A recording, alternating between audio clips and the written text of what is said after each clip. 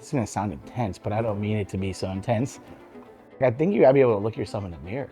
If you're like, hey, I like the way I look at yourself in the mirror. If you're like, I don't like the way I look at yourself in the mirror and like make that change. One thing about me is I'm not ashamed of my body. Like this journey is not about, let's call it spade a spade. It's not about me being ashamed to be big or fat or whatever. I'm not, and I don't care about that. It's about health, it's about longevity, and it's about bettering myself.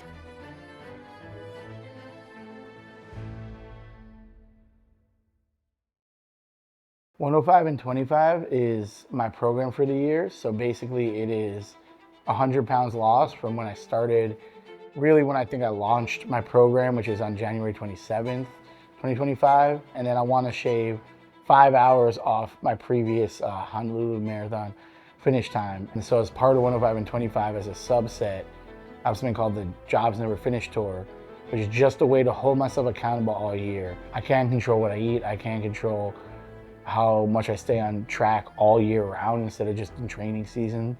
Because another thing I can control that I don't think I did well last year was I didn't really run any races. So every month this year leading up to Honolulu, I'm gonna be running a different race. Yeah, just finished my first race. It's a virtual 5K. Y'all can see the weather out here is atrocious. I think the first half mile was definitely the toughest, but once I got into that groove, I just felt great. I was inspired by Kobe, who said, "Still to be happy about. You're up 2-0. Job's not finished." So bringing it full circle, that job's never finished. That is inspired by Kobe and is part of 105 and 25. It's kind of the race portion of it. For me, until I cross the finish line Honolulu Marathon, like I can be proud of the milestones I hit along the way, but the job is not done. The job is not finished. We have to cross that finish line. For me, there's no excuses. You go till you can't go. Don't put yourself at risk, right? But at the end of the day, there's no excuses. So it's cold, it's wet, and so that's it. Miserable weather, miserable day, but a happy day and a happy start to this day. Because guess what? We back officially. So let's get out there and let's get it. What is the significance of Honolulu Marathon in your journey? Yeah, from the moment I stepped off the plane, it lived up and exceeded expectations. And of course it's beautiful, but the people there, and like what I mean is like I made so many friends there and they really had a life-changing impact upon me. Well, finishing the Honolulu Marathon is an amazing accomplishment in itself, even if you finish last. That's right. As Cynthia Yip reports, the last person to cross that finish line not only conquered the race, but also completed a remarkable personal journey. So, I obviously did the Honolulu Marathon, finished last. Then the next day I'm at breakfast to my boy, I get a call, it's like, someone here that wants to do a news interview with you. This is a story not just about finishing the marathon, but of determination and transformation. When I started my journey, I could honestly barely walk a block. And that's what kind of set different things about me, emotion, like news stories, New York Times articles. I never expected all this attention, and I'm just so grateful that I got the opportunity to share my story and to be heard and respected, but also to know that was able to have such an impact on other people. Joining us from Chicago, we have marathon runner Andy Sloan. First of all, Andy, why would you run the marathon in Honolulu? You got plenty of them on the mainland. I definitely went back with very high expectations. And for this marathon, gonna be even more special. Tell me about your parents who are coming from Chicago as well. Parents are coming out and they said, we want to be there for you this year and we're really proud of you. I trained better, I was lighter, I was faster, I was stronger. Going to the convention center to get the bib. I actually got sleep the night before and again, goosebumps thinking about it, but just didn't go my way. Before I run 26.2. It starts super early because it gets hot and I slipped on some water. I slammed my right foot down, got a pretty bad bone bruise on my right heel, or my right foot, the back of my right foot. And that caused me to put all the stress on my left foot. And so I definitely slowed down and I noticed by about mile 7 that something wasn't right. I did think I felt the pressure to be let me best my time. Let me maybe push myself harder than I should, even with knowing I hurt my right foot. On my left foot at the time, I didn't really feel anything. By the time I got to the med tent, They're like, your right foot's really swollen. We don't know anything going on with your left foot. I say that, maybe I should have said this first. Between mile 9 and 12 or 10 and 12, all of a sudden my left foot started hurting. And it was a different pain. It was like my right foot felt swollen and then my left foot was like painful and I couldn't put pressure on that. And I'll tell you, I just kept moving. I get to mile 14, I'm like, it just got so bad. And I was like, my foot was swollen. My left foot, I could put zero pressure on.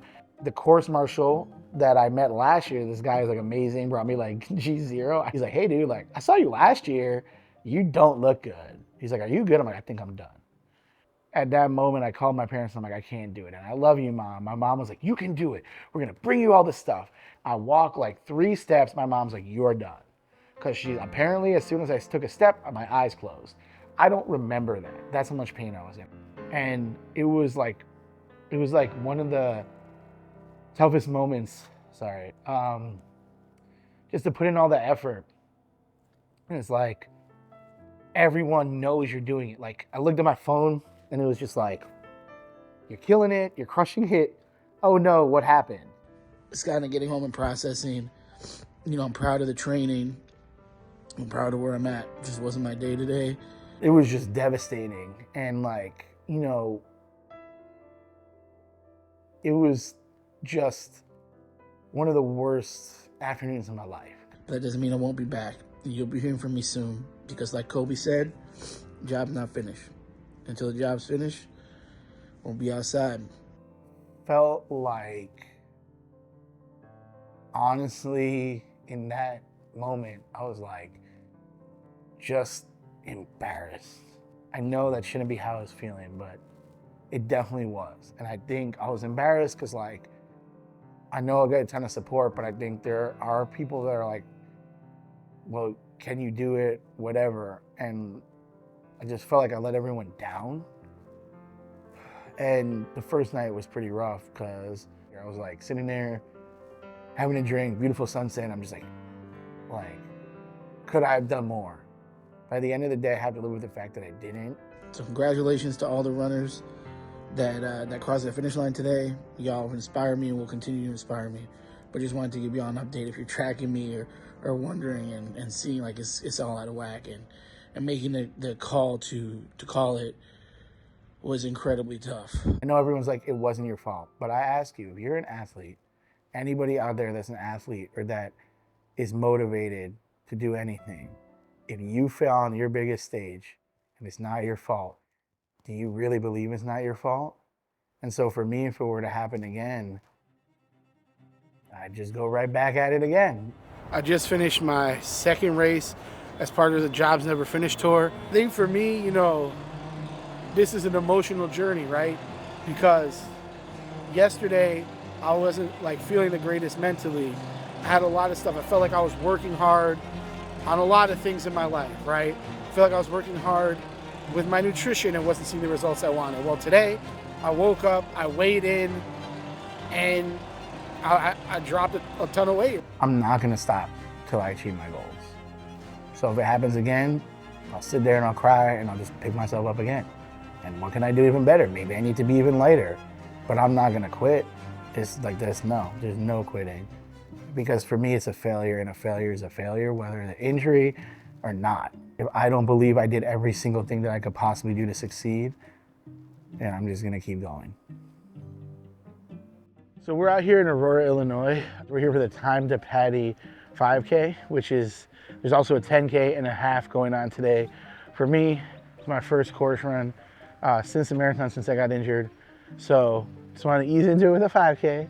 I'm looking forward to crossing the finish line. I think like even going to pick up my packet was feeling a lot of emotions because it's like I haven't been on a course since the marathon. And like I think I didn't really fully process it when it happened because I was so upset about like failing.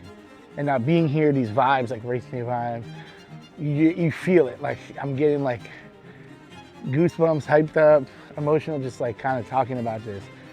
I think at the end of the day, even though the injury isn't something you can say is your fault, you have to hold yourself accountable and say like, I have to control what I can to do better. So you got to take it one day at a time and one kind of goal at a time. So for me, that's what I'm doing, taking it one day at a time, one goal at a time. Goal today is to get back out there and finish the race. And that's what I'm gonna do, one way or another. Even if I'm dead last, get out there, finish the race, keep it moving, and keep moving towards the ultimate goal, but don't let where you're at in your recovery with something you can't help get you down. So not where I need to be, but not for lack of trying, just where I'm at with recovery. So get out there, finish, then keep recovering, and be back stronger for the 10K next month. Yeah, we're going to pick up my packet for the Chi-Town half and 10K. I'll be doing the 10K. It'll be this Saturday. But we're heading to Dick's Sporting Goods up here in around North and Clybourne. Crazy traffic behind us. You know how it is in Chicago, but love the city. Is it still fun for me? Yes. But I think, is it fun training your ass off and not just wilding out all the time? No. We're outside, we're gonna pick up the packet. It's gonna be great. Hold my validation ticket, but super excited, so let's get it. But it's fun is, you know, when you're healthy, it's great. Like being able to just do what I want, walk where I want, sleep well, that is fun. That's a good life. And like, is being this strict and training fun? No. But seeing reactions to results and aside from external validation, the internal validation of knowing that you've done the right thing is amazing as well. Even more than the external validation, like, you know, if you're a little heavier one day, okay. But if you can wake up and you can know, damn, like, I've been killing it, you know what I'm saying? I've been busting it. That's a great feeling. That is a great feeling. Ready to go, you know? So thanks for coming with me to pick up my my race packet, and I'll see y'all on Saturday. Let's get it. At the end of the day, all we have in this world is love. If you can choose to spread love in the best way you know how, then you're not wasting your time on this earth. And have fun doing it. Have fun, wear crazy stuff, have a good style, rock your medals, rock your chains, your grills, like go eat what you want, have a good life, but make sure it's what you're happy with. And if you want to make a change, know that if I can do it, you can do it. And it's hard, but it's worth it.